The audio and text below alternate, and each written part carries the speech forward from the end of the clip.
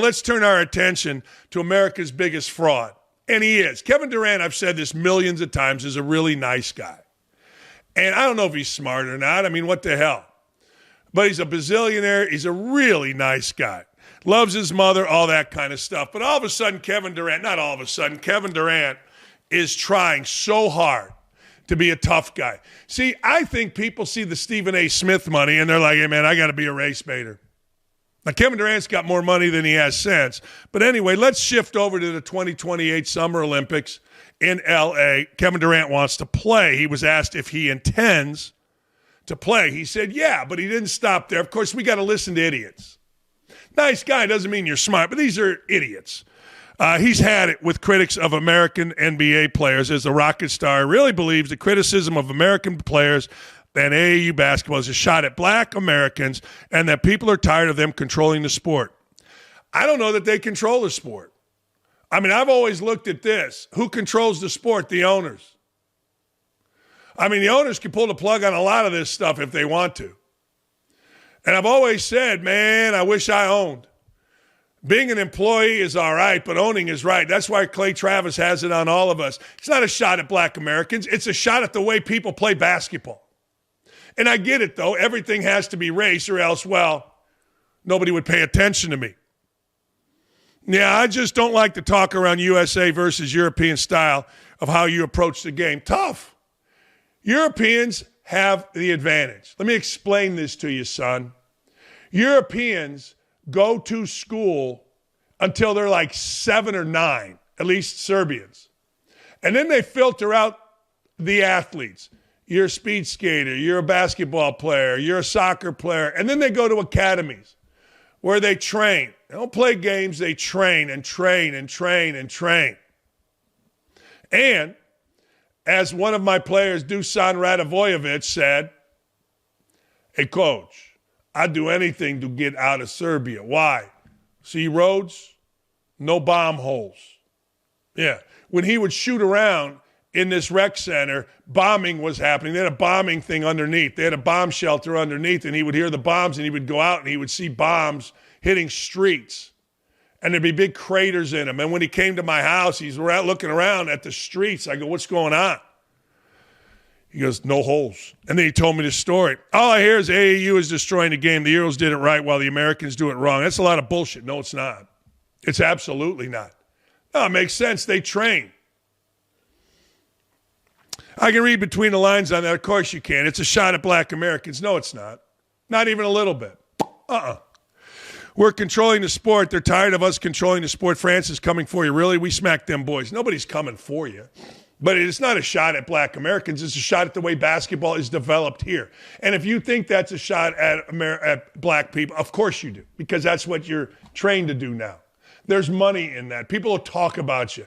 I mean, you really haven't done shit other than score a lot of points, except for the one time you hooked up with Steph Curry. And you have to be talked about. No. Here's the deal. It's not a shot at black, white, green, or purple. It's a shot at systems. You let a bunch of entitled kids, and I coached AAU, and I would watch kids that couldn't play dead walk in with brand new bags, walk in with a titled parent saying, that's my baby, number 4. No. European players come in, and they're wearing, I don't know, Chucks from back in the day, ratty-ass T-shirt, but they're in the gym all day.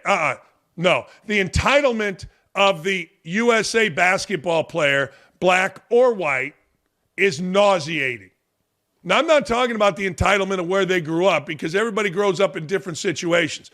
But a good basketball player in the 7th grade will have 10 AAU teams fighting over him and willing to pay for travel, willing to pay for food, hotel stays, for everybody if the kid's good enough. I guarantee you Durant had that. Now, he'll act like he doesn't because everybody wants to act like they didn't have anything, rose from the ashes. Horse shit.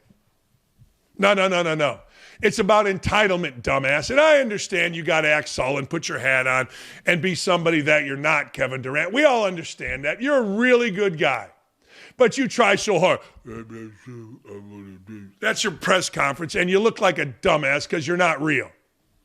So no. You can make this into black or white, but you're just showing your stupidity or your race-baiting nature. This is about entitlement. Guys like Jokic, guys like Doncic, they're no different than guys like Sabonis well before them, the older Sabonis.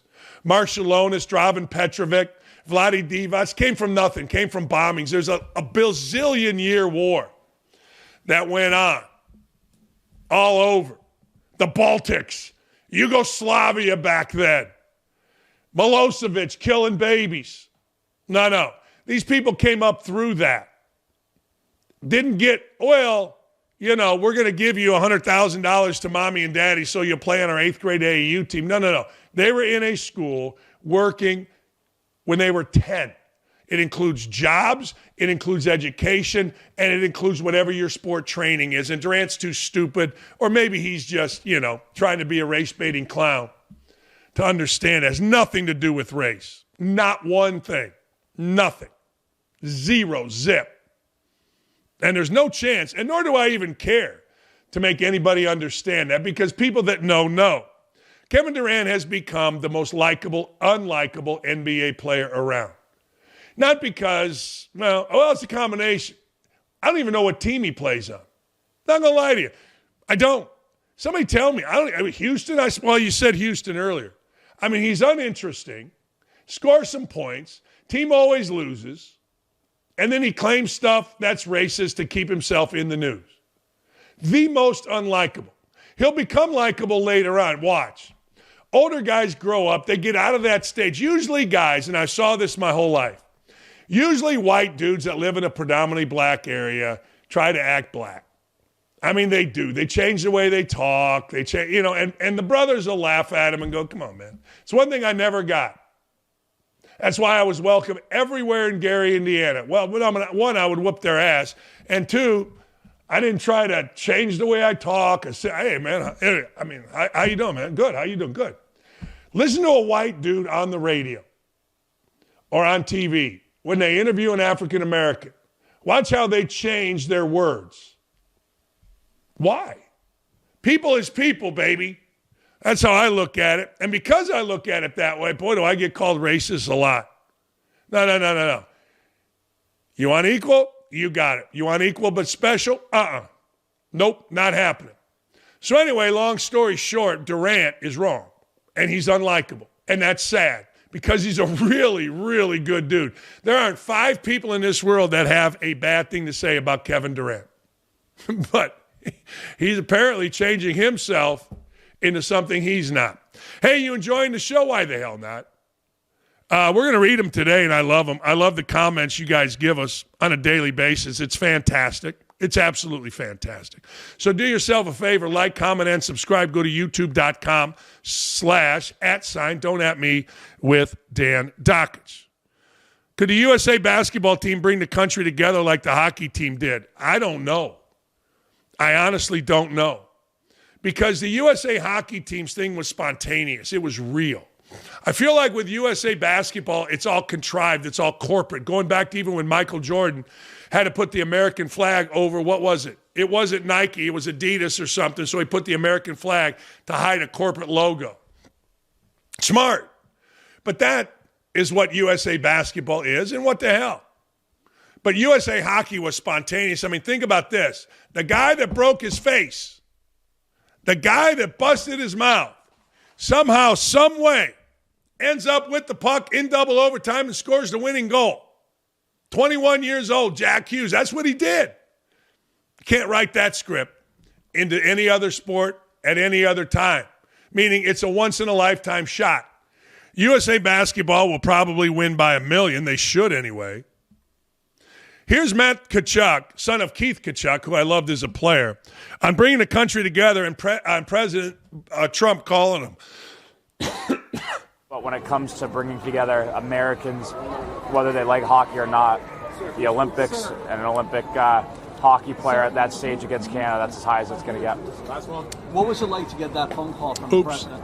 It was super cool. It was an honor. It really is hearing from the president of the United States. Hearing that he was supporting us and all the other athletes and wanting us all to bring home as many gold medals as we can. So we're definitely honored to represent him and the millions, hundreds of millions across the country and bringing a gold medal back. That's right.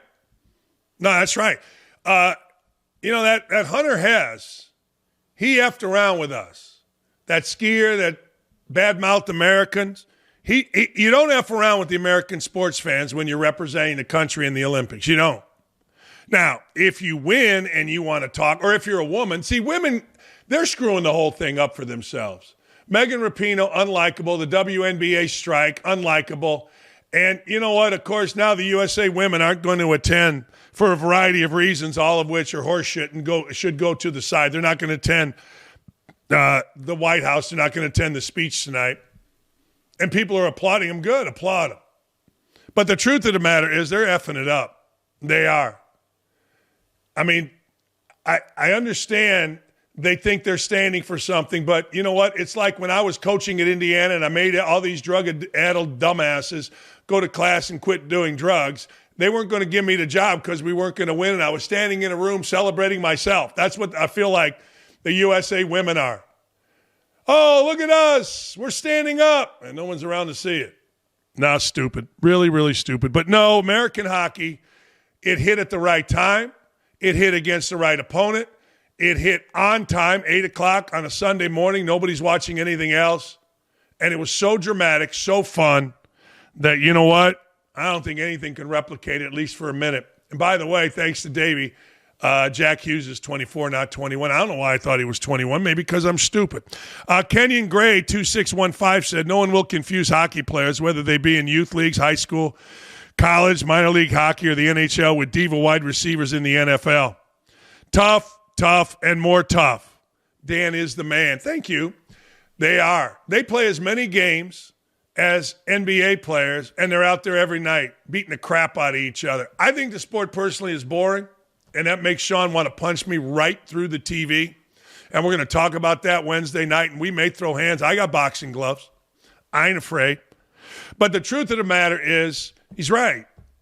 I mean, I don't want to play today because I played 2 nights ago. Really? It's basketball. What are you talking about?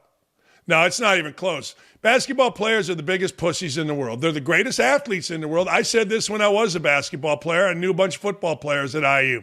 No. Basketball players are pussies. Hockey players are tough. Let's just get that out of the way. Quasi616, no other sport can match the respect that hockey players have for the game of hockey. Bingo on that.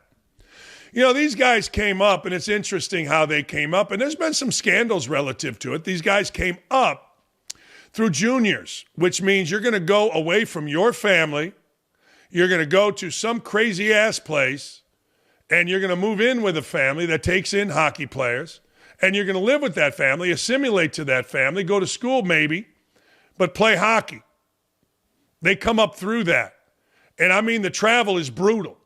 I knew a bunch of junior players. Bowling Green was a hotbed for hockey, and guys that were a little bit younger than me had gone through it and done it, and some of the guys' kids were doing it, and it's like, holy hell. And then eventually you get to a minor league team, and eventually you make a team. It's a bitch. And to be 24 years old, Jack Hughes and his brother, they did it the different way. There are other ways to do it, and that is go to college, but you do that through juniors. Like high school hockey, not the thing. Even though Bowling Green High School, really good, hell of a tradition, best in the state of Ohio, but it ain't where you get it done. You got to go to juniors, then you got to go to college, then you hope to make a minor league, then you make the team. It's unbelievable, and you're right. KWAIS 616, you're absolutely right. No other sport matches the respect.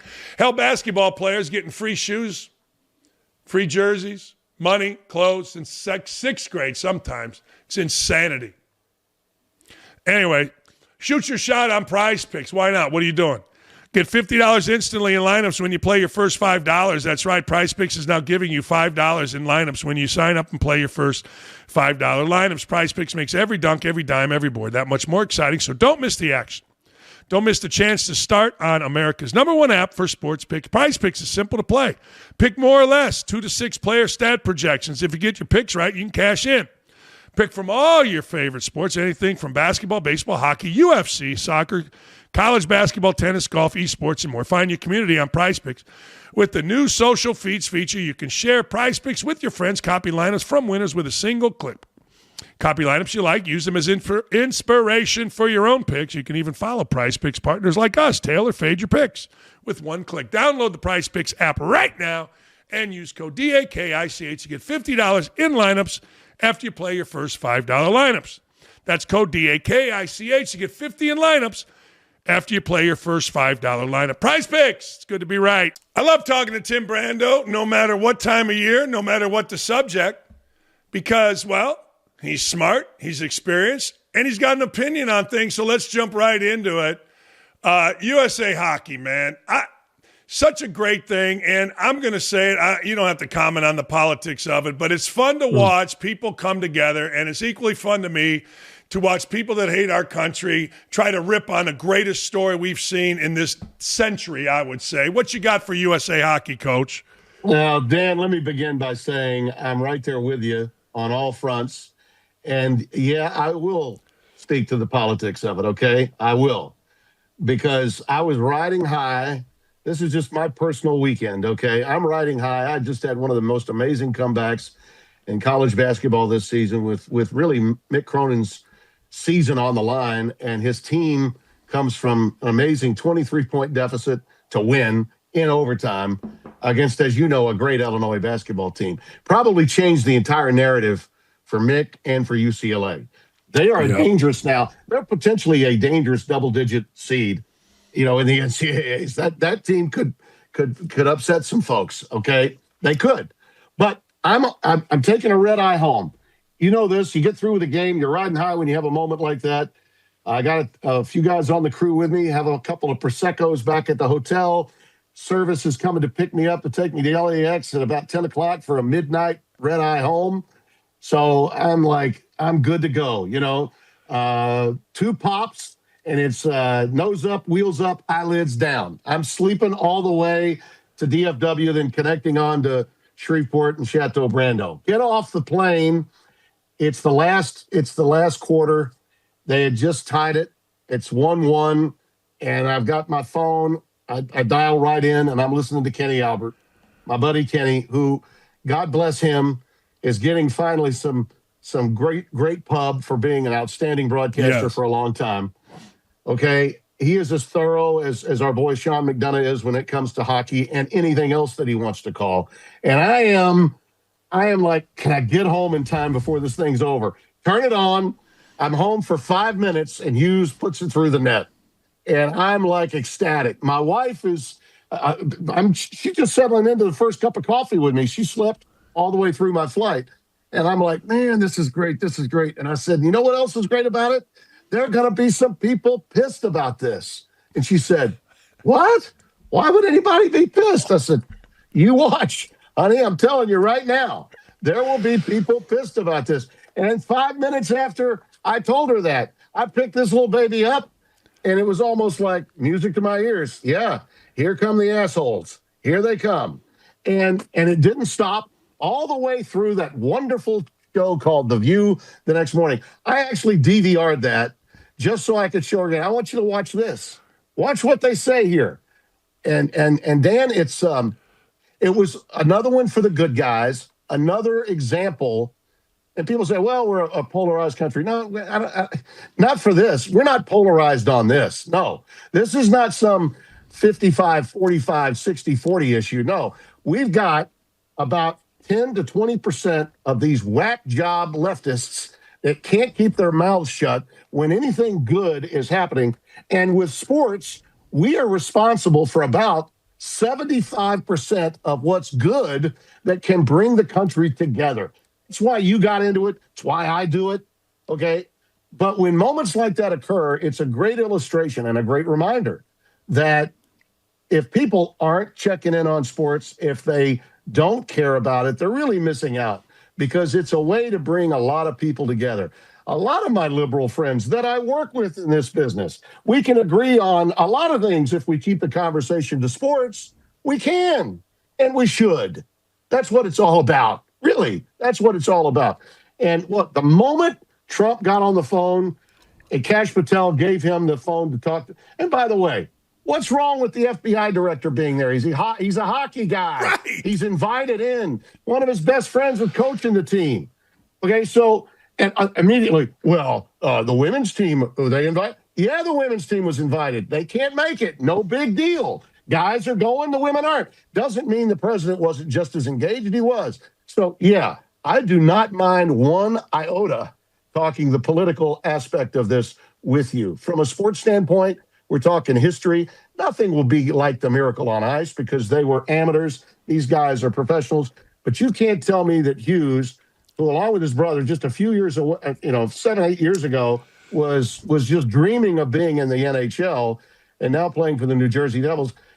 That kid he was every bit as lovable as Mike Rusioni was, okay, or Craig, or any of those guys. And by the way, as great as Craig was in 80 in the net, how about the job the goalie did with all those shots on goal? Canada outplayed the United States for the bulk of that game. They did.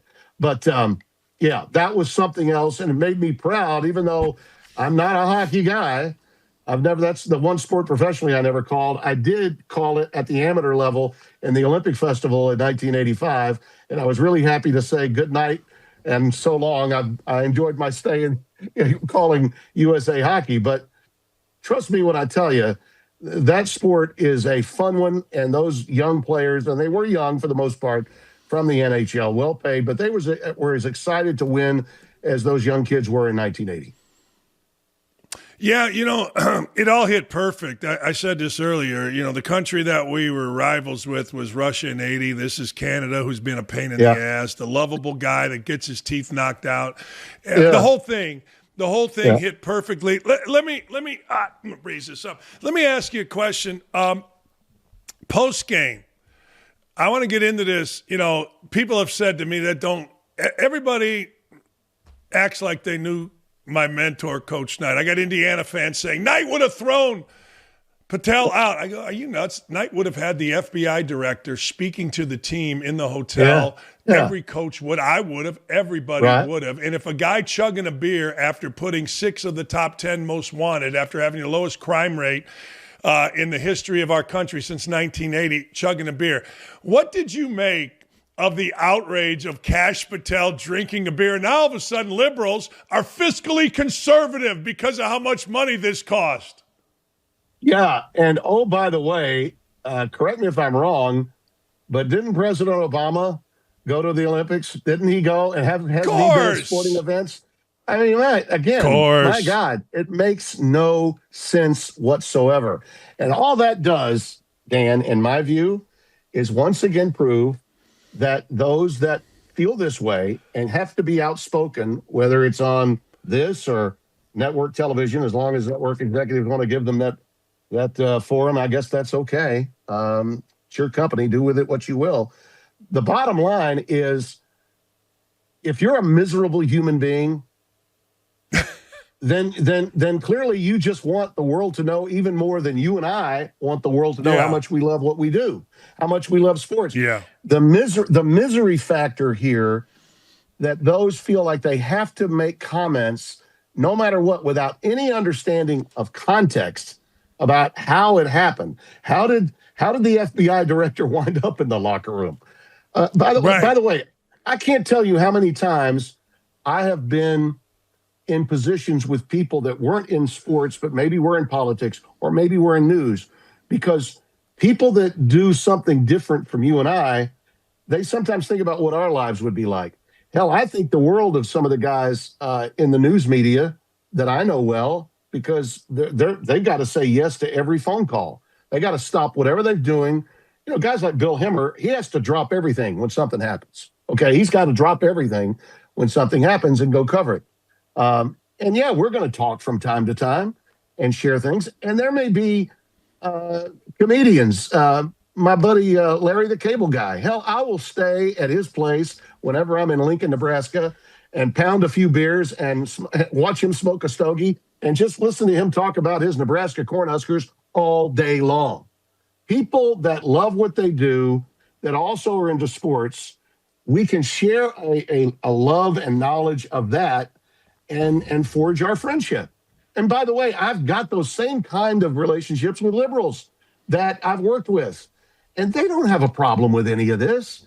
It's just the whack jobs. And sadly, the whack jobs won't shut the hell up.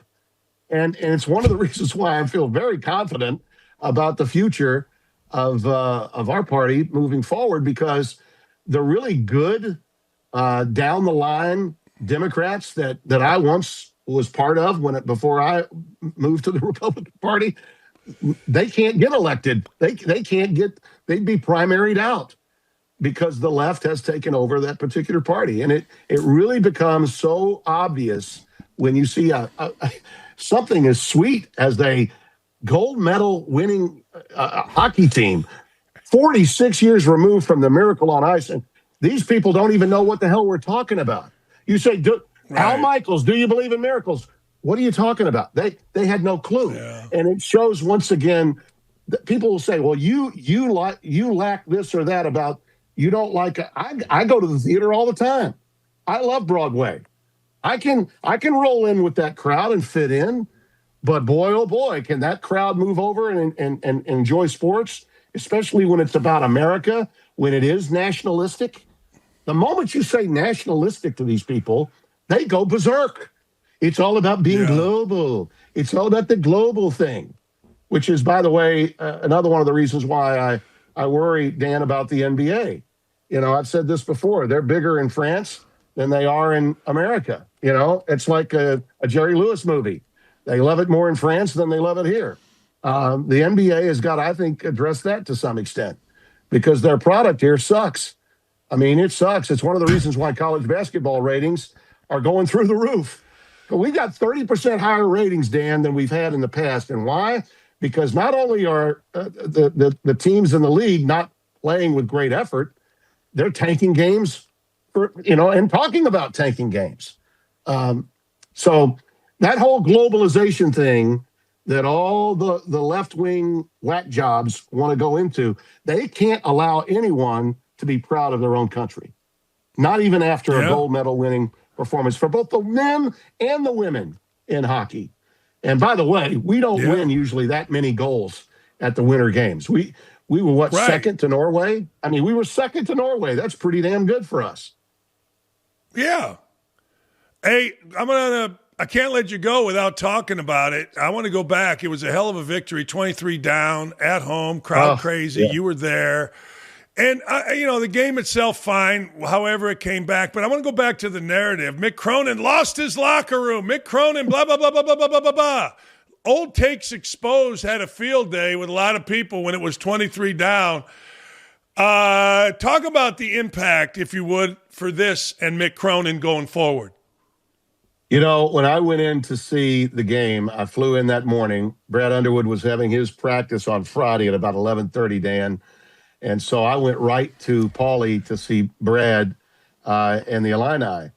And Mick was having his presser that day where he had his mea culpa, and he was talking about how he'd spoken with Jamerson, how he'd apologized to him, and really given his view of what happened. And he normally would have closed off practice. But Mick and Jimmy Jackson, and I know him so well, even after the sports information director told us that, he might ask us to leave, we kind of looked at each other and said, I don't think so. I think he'll probably let us stay. But we didn't say anything. We just waited. So we're talking to Mick, and he said, by the way, you guys stay. And so we stayed, and we watched. But he was like Tim, and he was explaining why he did what he did at the Michigan State game. And I said, the one thing you didn't say in the presser, but this was what I was thinking as I was watching you do this, Mick, because I know you too well. I know how much you love Tom. I know how much you think of Tom Izzo. And you mentioned the Providence St. John's thing, and that you thought from your angle what Jamerson had done was Bush League. It really maybe wasn't upon further review when you looked at the tape, and I appreciate the honesty there. But I said, I'm going to say something to you, and I just want to get your opinion if I'm right. If I'm wrong, you tell me. I said, I think your relationship with Tom affected you there. You didn't want one of your guys to look like 25 down. He would do something like that Providence kid did at the St. John. Yeah, you got me, Tim. We had dinner the night before. He and Izzo had dinner the night before. He cares deeply what a guy like Tom Izzo would think of the program that he's running at UCLA, okay? And that about coaching. You know how coaches feel about one another sometimes when they do have relationships, because there are fewer of them now that do than did back when you were playing. Okay, those relationships aren't as close, generally speaking, but it is between those two guys. And then for that team to, you look at the optics of it, and down 23, it would be very easy for people to think, the rest of those guys just quit on him. They were pissed about what he did to Jamerson, and he's lost them. At 9.5 left in the first half, down 23, that's how it looked. I never felt that, and I really felt that they would make a comeback. I didn't know that they could do it completely the way they did, but there was a critical time for him. He knew that game, after visiting with him at the shoot-around the day of the game, he knew that game, Dan, was going to be a referendum on where he was with the program. Even after all the success, 3 Sweet 16s, a Final Four appearance in his first 4 years. Is it slipping? He doesn't have the NIL revenue that people might think. He has to go out and kind of get it on his own. UCLA's sports administration has not done a very good job. And what he's done on the NIL front has pretty much been his own one-man band getting it done.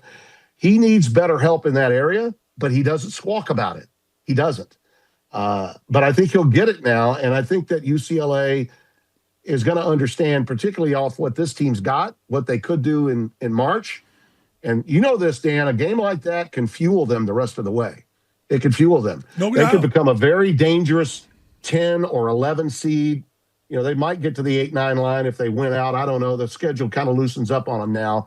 But they did go through sort of a murderer's row there. Michigan State, and then you come back. But that victory against Illinois was one of the biggest of his career, I think. And he's had a lot of them, at Cincinnati and now at UCLA. Tim, I appreciate it. That was awesome. And I'm sure that if you follow Twitter later on today, Tim Brando will be getting ripped by the tampon-wearing males of the liberal side. Tim, thanks, my friend. Have a great week. I've got scar tissue all over me.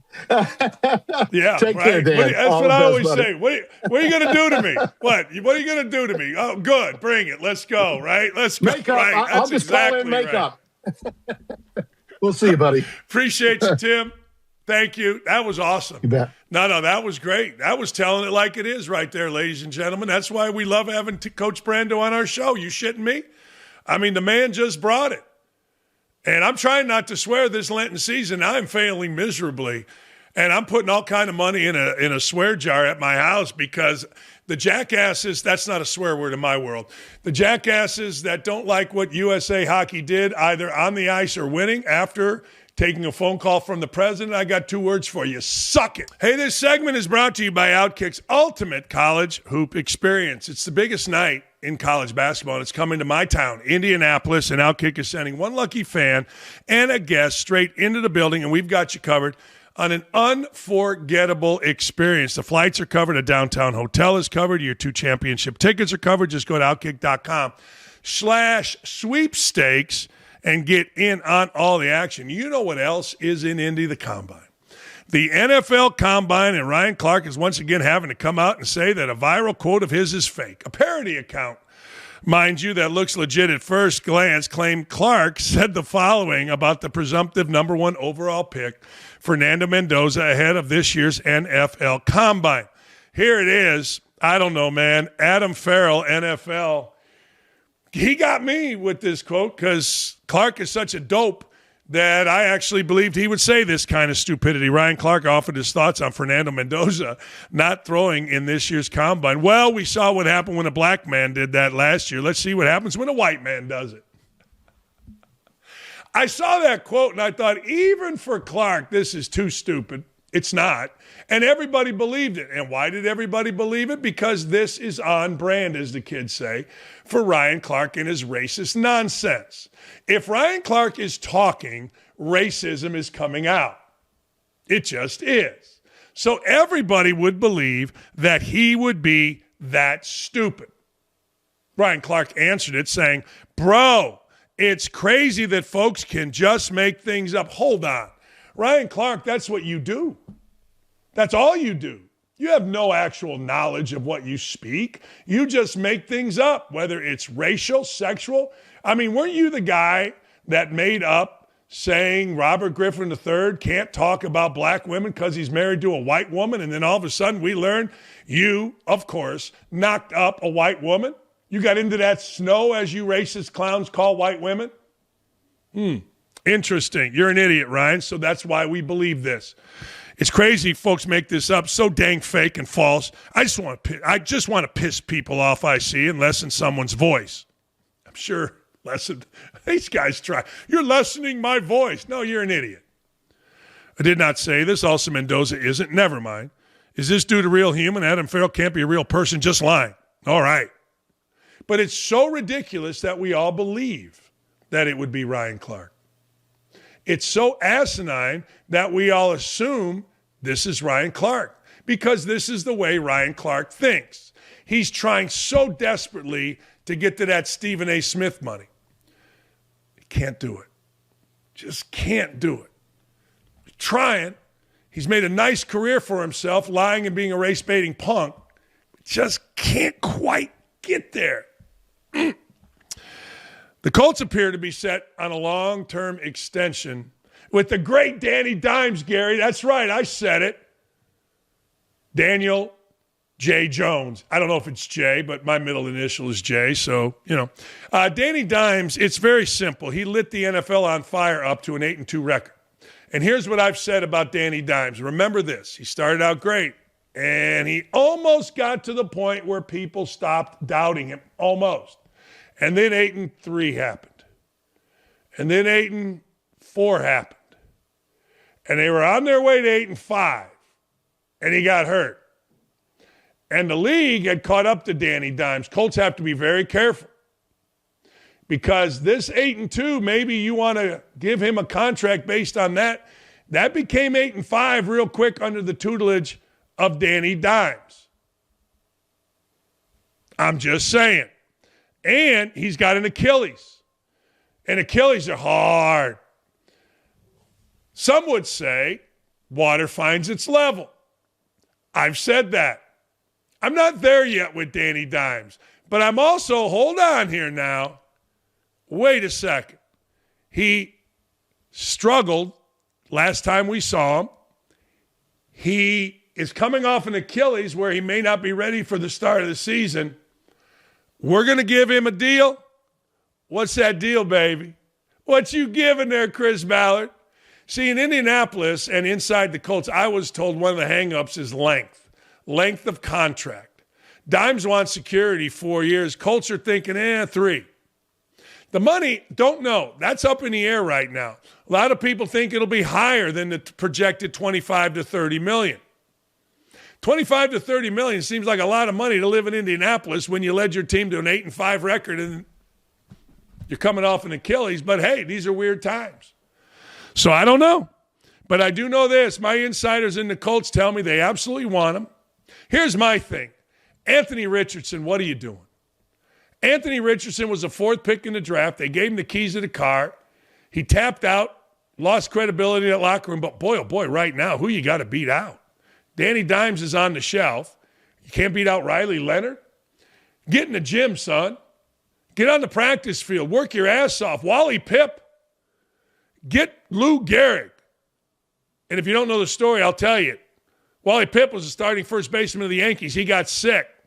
Lou Gehrig came in, took his job, and set an all-time record. The Iron Horse. Consecutive game plays. Wally Pipp him. Come on, Anthony Richardson. Let's go. This is your chance. I don't know. You got to invest in Danny Dimes. But I got to tell you, do you want to play with Danny Dimes? There's other things here. Josh Downs, Alec Pierce, 2 wide receivers, done pretty well. Do they want to re-sign? I don't know. You want to put your future in an injured Danny Dimes or Riley Leonard? Good for you if you do. I don't know. Hey, let me know what you think the Colts should do. Is it right to sign Danny Dimes? I know my guy Gary says hell no. And I know everybody that lived in New York during the Danny Dimes era says hell no. But this is the Colts. We built champions here. Is it right to sign Jones, or are they setting themselves up for disappointment? Comment below, and I'll pick a couple to react out on our next show. The biggest night in college hoops Is coming back to Indianapolis. One lucky fan and a guest straight into the building. Flight covered. Hotel covered. Your 2 championship tickets. Covered. Go to Outkick.com/sweepstakes. Get in on all the action.